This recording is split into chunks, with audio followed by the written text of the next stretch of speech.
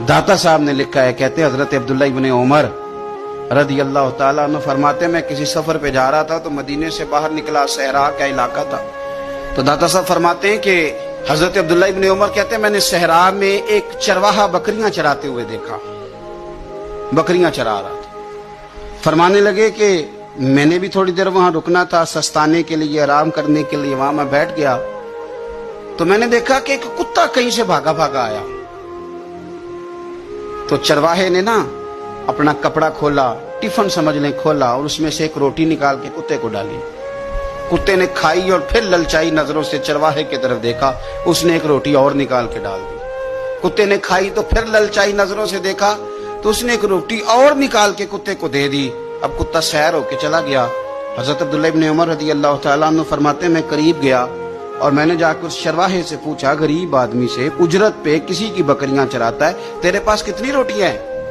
कहने लगा 3 ही थी। वयुसिरूना अला अनफुसिहिम वलौ काना बिहिम खसासा। अल्लाह फरमाते हैं बड़ी शदीद जरूरत भी हो तो फिर भी अल्लाह के बंदे दूसरों को तरजीह दे देते। तो हजरत अब्दुल्ला इब्न उमर रज़ी अल्लाह तआला अन्हु फरमाते हैं, मैंने उसे कहा कि तूने 3 ही दे दी, अब क्या करोगे? कहने लगा, हुजूर ये सहरा है, कुत्ते सहरा में नहीं होते, कुत्ते तो ज्यादातर आबादियों के करीब रहते हैं, यहाँ कुत्ते नहीं पाए जाते। तो ये मुझे देख के ना कि मैं बैठा हुआ हूं तो ये आया था इस उम्मीद पर कि कुछ मिलेगा।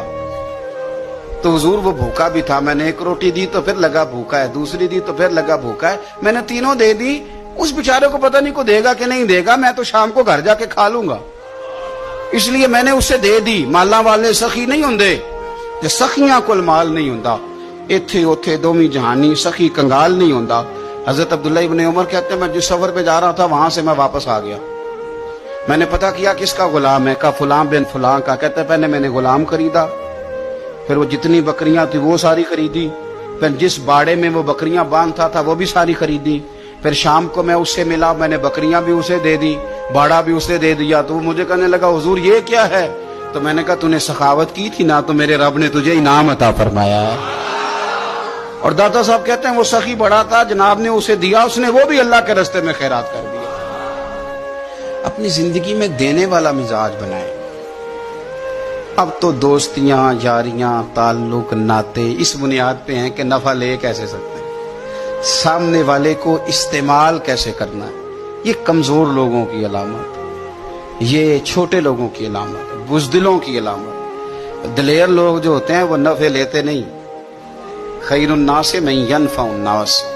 हुजूर ने फरमाया, मैंने तो ये कानून बनाया कि लोगों में से बेहतर वो है जो नफा दे, किसी को नफा दे। और दाता साहब इससे आगे लिखते हैं, कहते हैं कि हजरत हसन बिन अली, इमाम हसन, नवासे रसूल, जिगरगोश है बतूल, कहते हैं उनका एक जानने वाला बंदा उनके पास बड़ी दुखी हालत में आया और आके रोने लगा।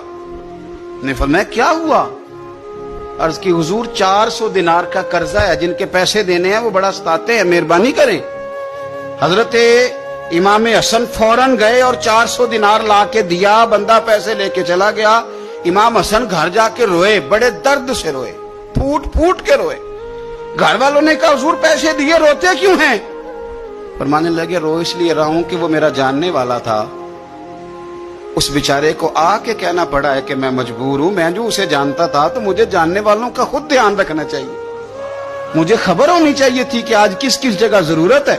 ये क्या सखावत हुई कि कोई दरवाजे पे आके मांगे?